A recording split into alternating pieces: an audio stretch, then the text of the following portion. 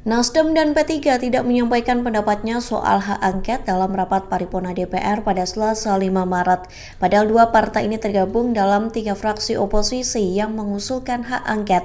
Namun dalam rapat paripurna hanya PDIP, PKS, dan PKB yang lantang menyuarakan hak angket dugaan kecurangan pemilu 2024. Anggota DPR dari fraksi Nasdem, Sugeng Suparwoto, mengungkap alasannya diam dalam rapat DPR.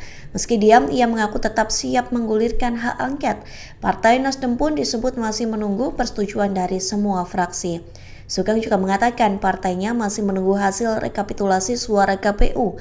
Sementara Sekretaris Fraksi P3 DPR, Ahmad Baidowi, juga mengungkap pihaknya diam dalam rapat paripurna. Menurutnya, P3 masih belum bersikap soal hak angket kecurangan pemilu 2024. Ahmad Baidowi mengaku akan menggelar rapat fraksi terlebih dahulu.